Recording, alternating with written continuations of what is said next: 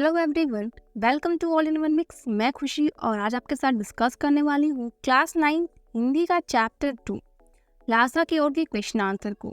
So friend, हमारा first question है, थोंगला के पहली के आखिरी गांव पहुंचने पर भिकमंगों के वेश में होने के बावजूद लेखक को ठहरने के लिए उचित स्थान मिला, जबकि दूसरी यात्रा के समय भद्र वेश में भी उन्हें उचित स्थान नहीं दिला सका। तो ऐसा क्यों हुआ? यहाँ पर हमारा आंसर है, लेखक के मित्र सुमति की यहाँ के लोगों से जान पहचान अच्छी होने के कारण भिकमंगों के वेश में रहने के बावजूद भी उन्हें ठहरने के लिए अच्छी जगह मिल गई, जबकि दूसरी यात्रा के समय जानकारी न होने के कारण भद्र यात्री के वेश में आने पर भी उन्हें रहने के लिए उचित स्थान नहीं मिला था। तो यहाँ पर देखिए, जो लेखक के मित्र है सुमति, यहाँ पर उनकी अच्छी जान पहचान थी, इसी वजह से इनको रुकने के लिए अच्छा सा प्लेस मिल गया। उन्हें गांव के एक सबसे गरीब झोपड़े में ठहरने को स्थान मिला।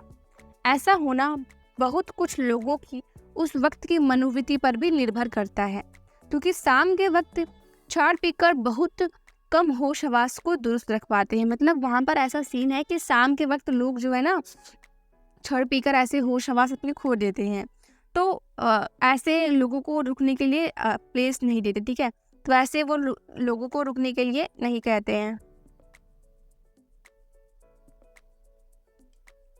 सेकंड क्वेश्चन हमारा है, उस समय के तिब्बत में हथियार का कानून ना होने के कारण यात्रियों को किस प्रकार का भय बना रहता था? तो यहाँ पर किस प्रकार होगा? ठीक है, प्रकार ही नहीं। तो आंसर है, उस समय तिब्बत के पहाड़ों की यात्रा सुरक्षित नहीं थी। लोगों को डाकुओं का भय बना रहता था। डाकू पहले लोगों को मार देते थे और फिर देखते थे कि उनके पास पैसा है कि नहीं, तथा तिब्बत में हथियार रखने से संबंधित कोई भी कानून नहीं था। जैसे कि अपने इंडिया में है कि कोई भी पर्सन हथियार अगर रखता है तो उसके लिए उसको लाइसेंस चाहिए, ठीक है, गवर्नमेंट की। तो फिर लेकिन तिब्बत में ऐसा कोई कानून उस टाइम पर नहीं था। तो वहाँ पर जो डाकू होते थे, ये नहीं पहले लूट ले, वो लोग पहले इंसान को मार देते थे, उसके बाद ही सामान देखते उनके पास कुछ है भी कि नहीं। ठीक है, तो थर्ड क्वेश्चन है हमारा, लेखक लड़कौड़ के मार्ग में अपने साथियों से किस प्रकार बिछड़ गया? तो लेखक जो है वो पिछड़ गया था। तो यहाँ पर जो लेखक है वो पीछे रह गया था। तो ऐसा कैसे हो गया? तो पहला कि लेखक लड़कौड़ के मार्ग में अपने साथियों से 2 कारणों से पीछे रह गया। पहला, उसका घोड़ा बहुत सुस्त था, मतलब उसका घोड़ा बहुत धीमे चलता था, थका हुआ सा था, और वह रास्ता भटक कर 1-1.5 मील गलत रास्ते पर चला गया, उसे वहां से वापस आना पड़ा। तो लेखक जो है उसका घोड़ा बहुत सुस्त था, और दूसरा कि वो रास्ता भटक गया था, वो गलत रास्ते पे चला गया था। क्वेश्चन नंबर 4 हमारा है, लेखक ने शेखर विहार में सुमति को उनके यजमानों के पास जाने से रोका, परंतु दूसरी बार रोकने का प्रयास क्यों नहीं किया? तो इसका आंसर है, एक मंदिर में लेखक वहां के बुद्ध वचन अनुवाद की हस्तलिखित पोथियां पढ़ रहे थे। वे पोथियों को पढ़ने में मग्न थे, इसलिए सुमति के अपने यजमानों से मिलने जाने के बारे में पूछने पर लेखक ने उन्हें जाने के लिए कह दिया। ठीक है, तो लेखक जो है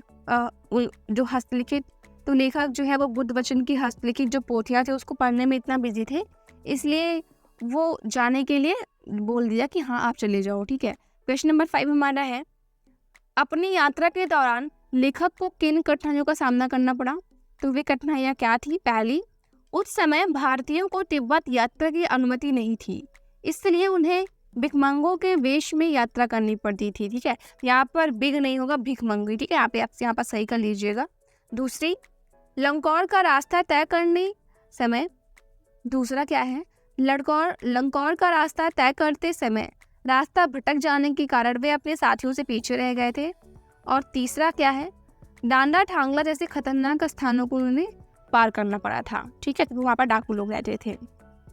नेक्स्ट क्वेश्चन है, प्रस्तुत यात्रा वृत्तांत के आधार पर बताइए कि उस समय का तिब्बती समाज कैसा था? तो आंसर देखेंगे, प्रस्तुत यात्रा वृत्तांत के आधार पर उस समय का तिब्बती समाज खुले विचारों वाला था। मीन्स वहाँ के लोग जो थे खुले विचार के, ओपन माइंडेड पर्सन थे। वहाँ किसी प्रकार की सामाजिक भेदभाव और छुआछूत की भावना नहीं थी।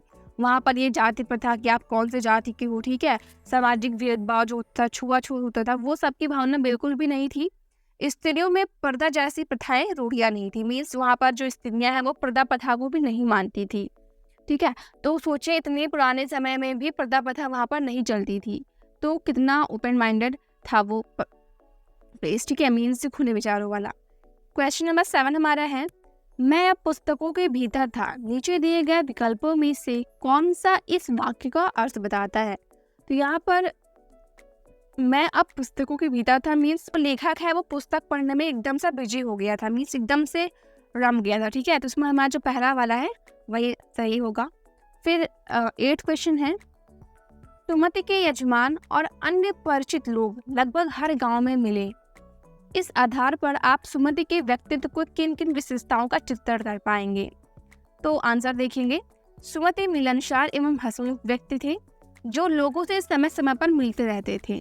सुमति उन लोगों के बीच धर्मगुरु के सम्मान थे जो उन्हें बोध गया से लाए गंडे दिया करते थे। ठीक है, सुमति लालची स्वभाव के व्यक्ति थे, वे यजमानों से बोध गया में लाए गंडे समाप्त हो जाने पर साधारण कपड़े का गंडे उन्हें देकर धन प्राप्त करते थे। मीन्स यहाँ पर देखोगे आप सुमति जो है ना वो लालची भी है।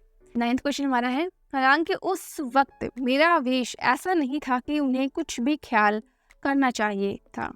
उक्त कथन के अनुसार हमारे आचार व्यवहार के तरीके वेशभूषा के आधार पर तय होते हैं। आपकी समझ से यह उचित है अथवा अनुचित है, विचार व्यक्त करें। सो आंसर देखते हैं, बहुत हद तक वेशभूषा हमारे आचार व्यवहार से संबंधित होती है। वेशभूषा मनुष्य के व्यक्तित्व को दर्शाता है। उदाहरण के तौर पर साधु संत को देखकर उनका सात्विक रूप हमारे सामने उभरता है। उसी प्रकार एक भिखमंगे की वेशभूषा देखने पर भी उसकी आर्थिक विपन्नता सामने आती है। ठीक है, तो यहाँ पर देखिए जैसी जिसकी वेशभूषा होती है, हमें अगर उस पर्सन के बारे में कुछ भी नहीं पता होता है तो उसके आचार व्यवहार के बारे में हम उसकी वेशभूषा देखकर ही बता सकते हैं। तो वैसे ही जो लेखक है उसने जो है भिखमंगों का वेशभूषा धारण किया था, तो देखने में उसका लगा था कि हाँ उसे आर्थिक विपन्नता की दिक्कत है। ठीक है, और फिर क्वेश्चन नंबर 10 हमारा है और लास्ट क्वेश्चन है, यात्रा वृतांत के आधार पर तिब्बत की भौगोलिक स्थिति का शब्द चित्रण प्रस्तुत करें। वहाँ की स्थिति आपके राज्य और शहर से किस प्रकार भिन्न है। सो आंसर देखते हैं, यहाँ एक और हजारों बर्फ से ढके श्वेत शिखर है, मीन्स जो पहाड़ियाँ हैं वो पूरी बर्फ से ढकी हुई हैं।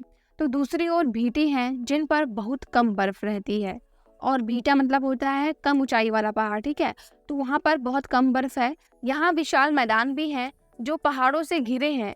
यहाँ के विचित्र जलवायु में सूर्य की ओर मुंह करके चलने पर माथा जलता है, जबकि कंधा और पीठ बर्फ की तरह ठंडे हो जाते हैं।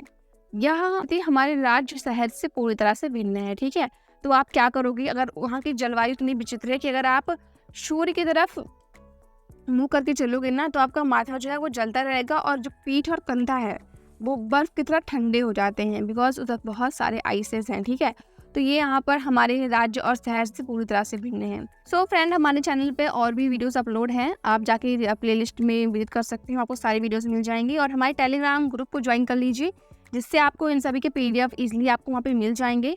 चैनल को सब्सक्राइब कर लीजिए जिससे आपको नोटिफिकेशन मिलती रहे। मिलते हैं नेक्स्ट वीडियो में, बाय, राधे राधे।